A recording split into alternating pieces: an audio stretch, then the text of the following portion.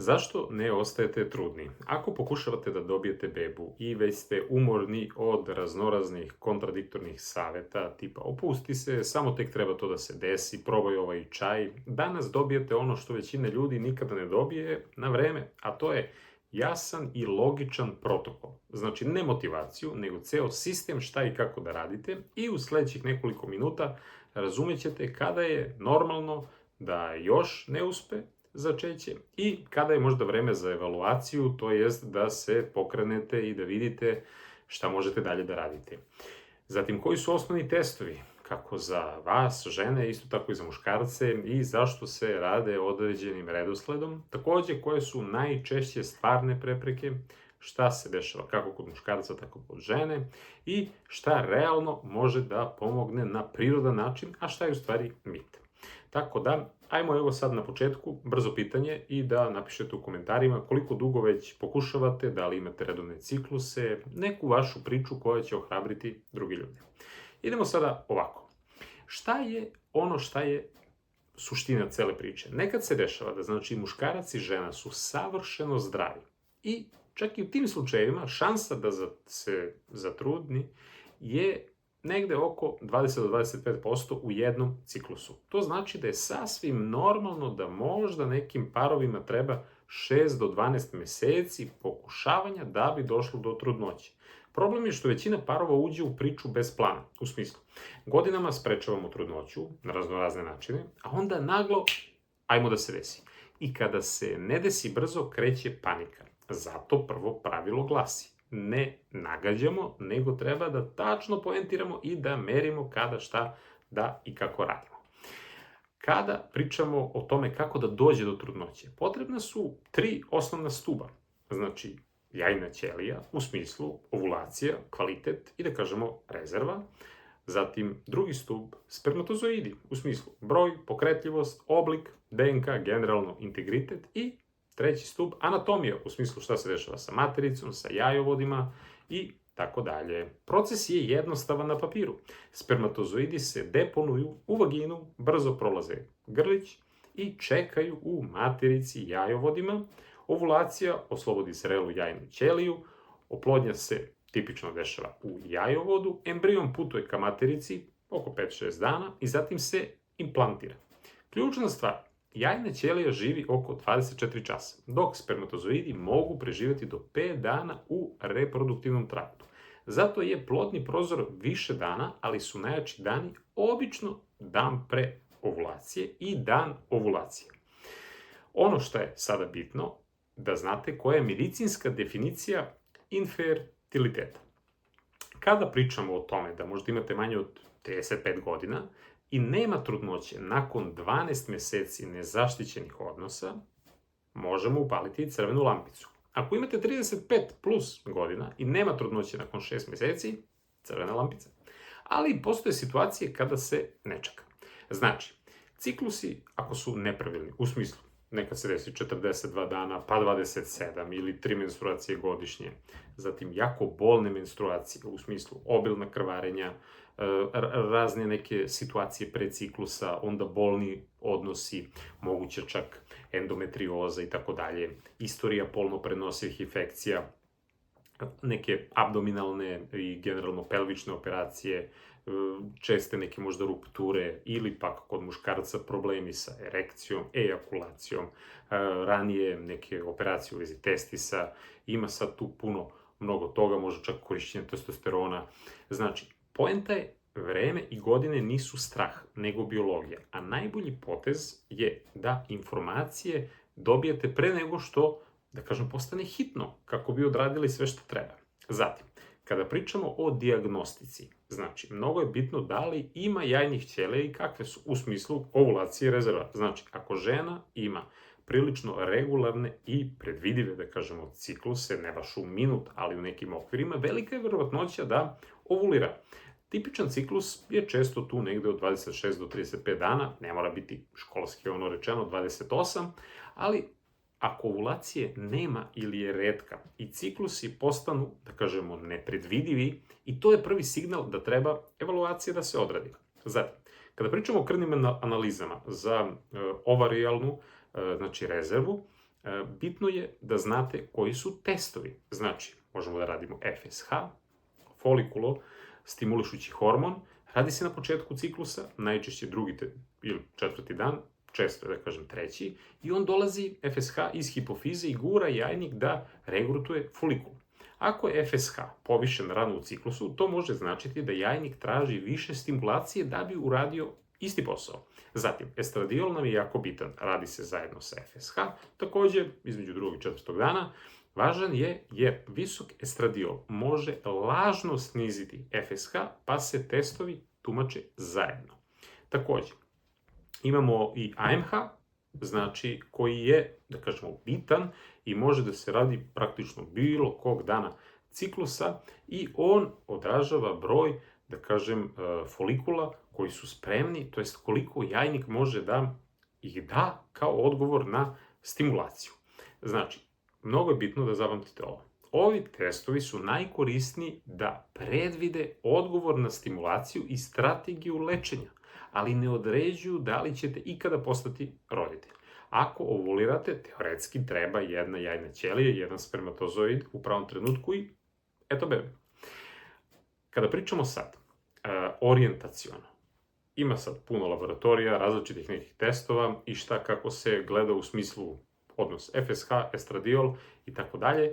Znači, to će već vama lekar sve da objasni. Ono šta je bitno, da jeste i kroz ultrazvuk može da se vidi šta se dešava u smislu, naročito taj transvaginalni ultrazvuk, da se vidi šta se dešava sa jajnicima, da se prebroje mali, možda mirujući folikuli i to je dodatni prozor u, da kažemo, celu tu priču. Znači, više malih folikula često znači bolji potencijal u smislu odgovora na stimulaciju.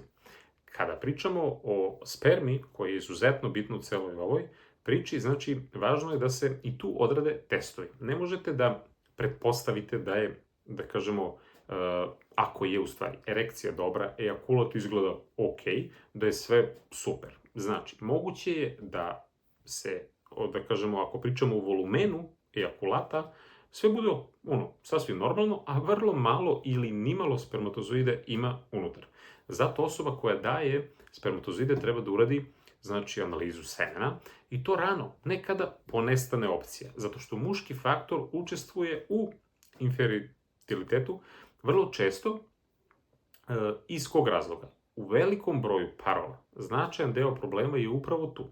I, znači, kada se odradi lepo analiza, vidi se broj u smislu koncentracija, zatim se vidi motilitet, pokretljivost, da li plivaju kako treba, morfologija koji je oblik, pa sad tu imamo pH, aglutinaciju i druge neke parametre. Znači, mnogo je bitno da se zna da se sperma obnavlja ciklično, u smislu promene životnog stila mogu dati rezultat tek za nekih 2 do 3 meseca. Ali faktori koji dokazano mogu da pogoršaju parametre su svakako, znači, pušenje, preterani alkohol, kanabis, ekstremno dobijanje ili gubitak težine, zatim jaka toplota u predelu testisa, znači, ako često idete na saune, džakuzi, laptop direktno na butinama, sve to utiče. Takođe, neki lekovi, naročito neki možda antidepresivi i posebno važno, ono što je, da kažem, danas jedna vrsta epidemije, naročito među omladinom, u smislu testosterona, koji ozbiljno može oboriti proizvodnju spermatozoida ako se uzima s polja. Znači, kada sada pričamo o muškom faktoru, cink i koenzim Q10 su izuzetno bitni, ali taj efekt nije univerzalan i treba pametno i ciljno da se rade, a ne svi i svako da uzme to odmah na prvu ruku. Znači, kontakt sa lekarom mora da postoji. Kada pričamo o anatomiji još malo, da bi se trudnoća desila spontano, jajovodi moraju biti prohodni, a unutrašnjost materice pogodna za implantaciju. Znači, iz ugla anatomije, tipično, da kažemo, može kroz par testova da se vidi, ali sve ok. Znači, transvaginalni ultrazvuk, da se vidi oblik materice, da se vide neke varijacije, anomalije, zatim, da li ima možda mioma, da li su neke ciste prisutne na jajnicima, znači, eto da se odredi to brojanje folikula i generalno imamo tu, da kažem, i ta rengenska ispitivanja, koristi taj jodni kontrast i da se vidi ta prohodnost. HSG, kako ga zovu, test. Znači, čisto da se vidi unutrašnjost materice, da li nema nekih polipa, mioma, ožiljaka, adhezije i tako dalje, i koliko su jajovodi otvoreni. Znači, radi se, da kažem, u realnom vremenu, dok taj kontrast prolazi kroz grlić, matericu, jajovode. Uglavnom žene prijavljuju da to nije baš često prijatno i onako grčevito, ali iskustvo varira. Dobar tim sluša pacijenta i može stati ako je previše bolno. I kada pričamo o da li zračenje može da ošteti jajne ćelije, u principu doza je jako mala, ali u praksi se dešava da parovi zatrudne i isti mesec ili ubrzano nakon cele ove, da kažem, procedure. Znači, postoji neka manja, da kažemo, opažanja, da ispiranje može pomogne, ali se to ne tretira kao neka terapija, samo kao, eto, zanimljiv efekat koji se nekad, da kažem, vidi. Znači, kada pričamo o nekim najčešćim uzrocima, znači, bez neke konfuzije, nego po kategorijama kad sad pričamo, znači, kad imate ova 3 stuba o kojima smo pričali, mnogo je bitno, znači, da se razume. Muški faktor u smislu nizak broj, slab motilitet, loša morfologija, DNK oštećena, generalno loš lifestyle, što bi danas klinci popularno rekli, znači pušenje, alkohol, kanabis, toplota, određeni lekovi, korekcije tek posle 2-3 meseca. Pa kad pričamo o drugoj stvari, znači grlić, uterina šupljina, znači polip grlića, da li nema nekih mehaničkih prepreka, često bude bez simptoma, nekad se dešava produženo krvarenje, uklanjanje je obično neka manja intervencija, znači te neke uterine adhezije, u smislu ožiljci u šupljini, često posle infekcija koje se penju, najviše ponekad nakon nekih intervencija mogu da zatvore prostor koji je potreban za prolaz i implementaciju, i miomi, da kažem, fibroidi su isto jako važni u smislu gde su. Znači, mogu da budu s polja, mogu da budu u zidu i često nisu glavni problem, ali to već sve, znači, lekar određuje. Naravno, mogu biti i ka šupljini, da kažem, submukozni, i mogu smetati tu implantaciju, ali generalno mogu i da povećaju neke rizike u trudnoći. Zato je bitno, znači, da se redovno ide na pregled. I kada pričamo da generalno žene koje imaju neke miome, vidi se neka povezanost sa vitaminom D, u smislu da imaju deficit. To nije 1/1. Znači, ipak vitamin D je važan za opšte zdravlje i treba da se koristi ipak racionalno.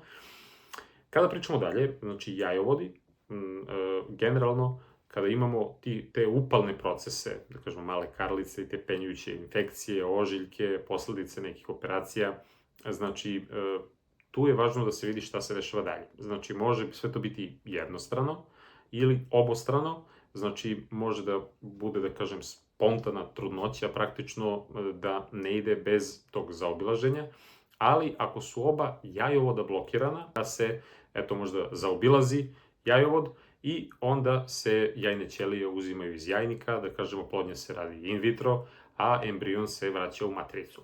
I tako može da se dođe do toga. Kada pričamo o ovulaciji, u smislu povišenog prolaktina, on je bitan zato što blokira faktički ovulaciju, može biti uzrok različit, od nekih benignih, da kažem, do nekih ozbiljnih, a terapija postoji, da li će to biti bromokriptin i tako dalje, zavisi od procene lekara. Kada pričamo o sindromu policističnih jajnika, dijagnoza se često postavlja, pa ima tu, da kažem, par nekih kriterijuma u smislu da li su neredovni ciklusi, da li je oligo ili anovulacija i tako dalje, pa onda imamo, da kažem, kada se dosta pojavljuju, na primjer, akne, maljavost, u smislu hiperandrogenizma i tako dalje, pa onda, da kažem, u smislu više policističnih, to jest policistični jajnici na, da kažem, ultrazvuku, gde vidimo, to je više folikula. Znači, sve ovo ne znači da neko ko ima ne može da ostane trudan. Samo znači da možda je teži put do toga i može, eto, u smislu biti ovulacija ređa, nepredvidiva i da je potrebna strategija. Zato što kad znamo sa čime se poznacijeno borimo, onda će biti, jeste, lakše.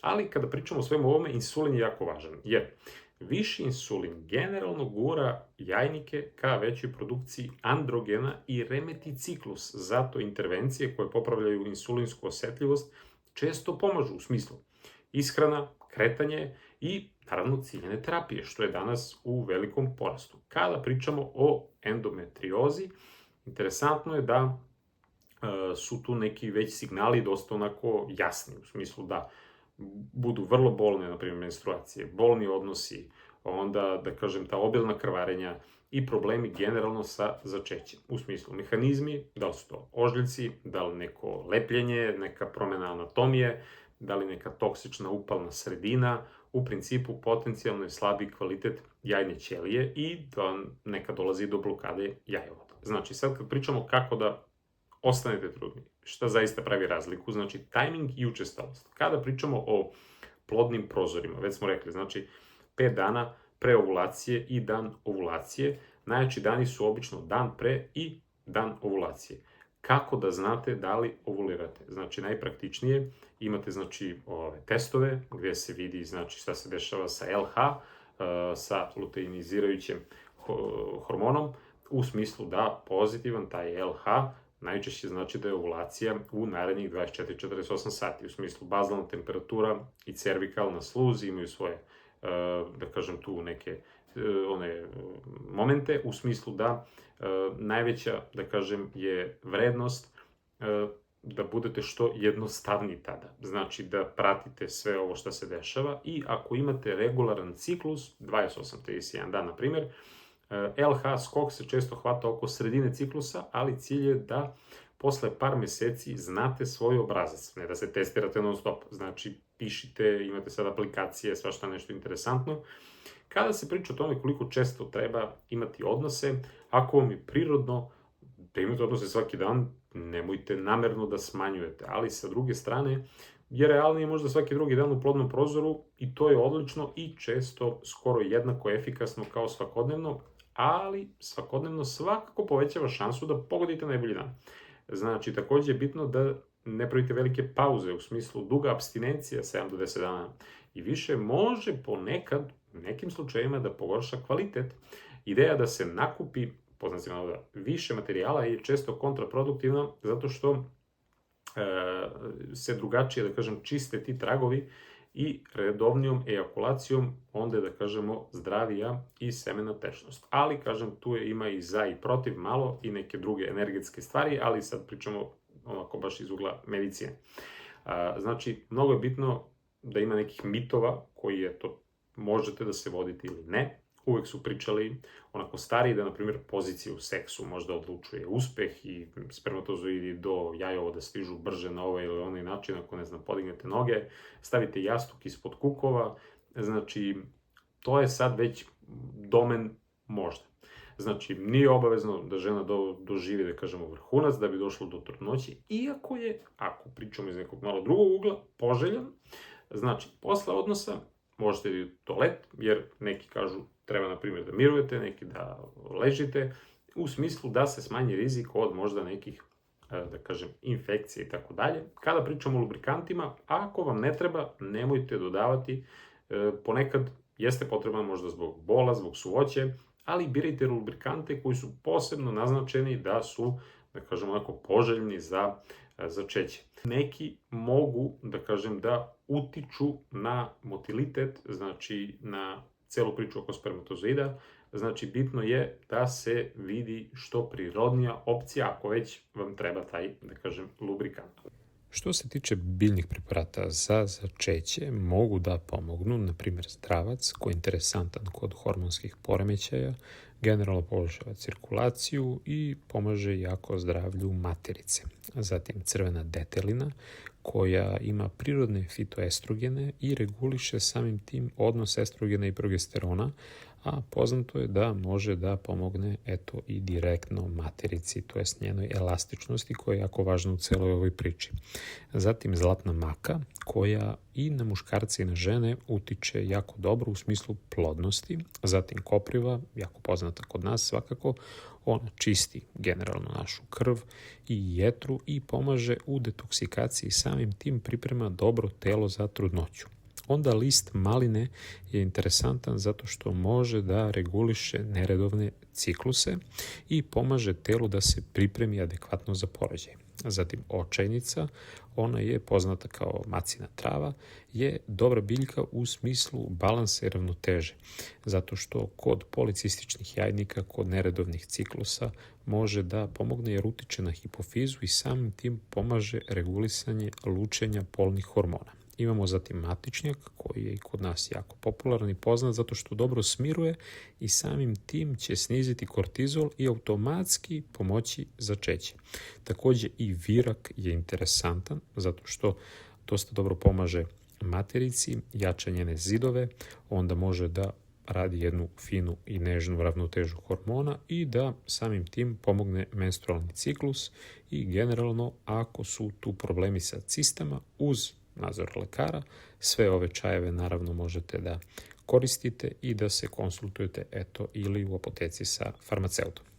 U smislu ishrane, mnogo je bitno da se naglasi koliko je važno da se sklone endokrini disruptori. U smislu šta sve tu spada. Znači, pesticidi, herbicidi, fungicidi. Gde god možete birajte čisti opcije, smanjite izloženost, generalno previše rafinisanih ugljenih hidrata, diže insulin, više androgena u jajnicima, narušava se ciklus i pravimo veliki problem. Zato se pominje, da kažem, uvek taj pristup koji drži insulin u nekim nižim, da kažem, nivoima, kvalitetan možda keto, ali uz pojentu da kvalitet ishrane i nutritivna gustina moraju biti prioritet, zato što tada već ne treba da osoba, to je žena, eksperimentiše i da nešto drastično menja. Znači, mnogo je važno da se uzimaju celovite namirnice, povrće, voće, integralne žitarice, morski plodovi, riba, kvalitetni proteini, manje ultraprerađene hrane i transmasti. Jer transmasti se posebno izdvajaju kao negativne za insulinsku osetljivost i povezane su sa rizikom od infertiliteta. Znači, kada pričamo o konkretnoj hrani u smislu sve ono što vidite u pekarama, znači industrijska peciva kada je tu neki market, pa ono spremno za jelo i isto važi i odmah za piće, tako dalje, ultraprerađeno, bežite od toga. Kada pričamo o pripremi pre trudnoće, znači redovno idite kod ginekologa, jer je mnogo bitno da se proceni ciklus, ovulacija, da se odradi osnovna laboratorija, primjer krvna slika, šta se rešava sa štitnom žlezdom, šećer, infekcije, neki drugi skrinzi i tako dalje, ultrazvuk, papa i tako dalje. Kada pričamo o nekim suplementima, generalno folat, znači folna kiselina, L-metilfolat, sve je to generalno onako dosta važno i kritično za DNK i rani razvoj. Znači u praksi često ginekolozi to daju i pre začeća, nekoliko meseci ranije. Doza se jednostavno formira od osobe do osobe. Vitamin D već sam pominjao, mnogo je bitan generalno za uterus, znači za placentu i potencijalno da se smanje rizici i ima mnogo veliku udeo u ćelijskoj funkciji. Znači, mnogo je u smislu, da kažem, cele priče začeća od početka generalno jako važan suplement. Zatim, omega-3. Mnogo je bitna za cervikalnu sluz, za taj antiinflamatorni efekat, podrška uterusu, takođe cink, selen, sazrevaju jajne ćelije bolje, kod muškaraca je mnogo bitan za zdravlje spermatozoida, zatim selen kao antioksidant, znači bitan je zbog prevencije spontanog i zaštita okruženja jajne ćelije od oksidativnog stresa, B vitamini, gvožđe, vitamine, jod, koenzim Q10, ima tu još puno njih. Inositol, na primjer, se jako dobro pokazao, naročito u kontekstu insulinske osetljivosti, kada pričamo o nekim biljnim stvarima, ima tu puno, ali sve to treba da prođe jednu individualizaciju i da samo lekar i farmaceut vam nešto daju i tako dalje. Kada pričamo o tome šta još možete da uradite u smislu, možete znači da vežbate, jer vežbanje je generalno dobro, smanjuje rizik od hipertenzije, insulinske rezistencije, od dijabetesa, pomaže mentalnom zdravlju. Takođe, pazite da ne odete u kontru, u smislu previše intenzivnog vežbanja može raditi protiv začeća, jer telo zbog stresa ulazi u flight or fight mod i onda zbog generalno visokog kortizola reprodukcija nije prioritet našem telu. Znači, umereno kretanje je plus, nikako ekstremno iscrpljujuće neke stvari. Znači, cilj je, da kažemo, da modifikujete na zdrav način život, ali ne da ništa sad drastično ukidate odjednom i da to sve bude onako dosledno. Kada se nekad dešava da možda ne može da se objasni zašto ne dolazi do začeća, generalno se tu sad pominju neki, da kažem, vremenski okviri u smislu, na primjer, 3 godine i tako dalje, ali to je već sad onako individualno, jer ciklusi mogu da deluju onako da imaju dobru, znači, ovulaciju, ovulatorno, da semen je dobre analize, matricija vodi da su dobro provereni, a nema trudnoće. Jednostavno, ponekad nema, da kažem, standardnih testova koji mogu da pronađu apsolutno sve. Često se dešava da mogu da budu neki mehanizmi u smislu problema jednostavno oplodnje, u smislu da generalno i spermatozoid se nesretno efikasno, zatim da je upalno okruženje, kao što rekao, endometrioza, neke mikroinflamacije, znači kvalitet jajne ćelije, kvalitet spermatozoida, onda embriona koji se, da kažem, bolje vidi u laboratoriji, onako kada se već pređe neki dalji korak, nego u rutinskim testovima. I kada pričamo onako o tim opcijama, šta sve može i kako dalje, znači bitno je da čim primetite ove neke vremenske okvire, a možda i ranije, da već krenete da se interesujete i da tražite dodatno neke informacije i da pričate sa svojim lekarom i, da kažem, i sa vašom okolinom, jer je bitna i psihološka, i da kažem izuzetno je bitna, i psihološka podrška, zato što je ovo jedan period koji, kao što rekao, ako se ne planira pa se desi, ponovo se ljudi malo pogube, što je totalno prirodno, ali ako ne žele dugo, pa onda odjednom žele, pa se ne dešava, prevelik pritisak i prevelika želja ponekad sprečavaju. Znam puno primjera koji su te prevelike želje faktički sagoreli, pa kada su psihički i psihološki dobili potporu i podršku, onda su tek onako iz tog mirnijeg stanja uspeli i došlo je, da kažem, do trudnoće, tako da obratite pažnju, ali to isto važi, znači ne obraćam se samo ženama, nego znači i za muškarce i za žene, mnogo je bitno u kakvom ste u smislu duh, telo stanju. Znači, jako je važno da shvatite da je ovo jedna onako celovita priča, da ako idete u to iz ljubavi, iz želje, iz ljubavi prvo prema partneru, pa onda iz ljubavi prema tom budućem detetu, iz želje za potomstvom i tako dalje, znači prihvatite to da imamo mnogo više nego samo ovo što vidimo, ovo što pipamo, znači, kao što rekao, duh i telo, kada sve možete da uradite na svojom unapređenju, bilo je to kroz fizičke neke stvari, kroz neke umne stvari, kroz neke duhovne stvari, vidjet ćete velike promene i ja stvarno svakome preporučujem da se posveti svom unutrašnjem miru i da kroz tu veru prvo u Boga, da kažem, i u sebe i u celu tu priču, i kada pričamo o detetu kao jedan od najvećih blagoslova koje čovjek može da doživi, da, znači, shvatite da ne možemo baš mi u dan sve da preciziramo i hoću to. Ima možda razloga što se nešto dešava, što se nešto ne dešava još i tako dalje. Budite u veri i, da kažem, uradite sve što je do vas i bit će sve ok. Tako da, veliki pozdrav od mene. Pišite baš u komentarima vaše iskustva, neke možda je to stvari koje su vama pomogle, dale rezultate, čuli ste možda neke stvari koje su korisne za druge ljude, za neke parove koji sada pokušavaju, i veliki pozdrav od mene i vidimo se u nekom od narednih klipova.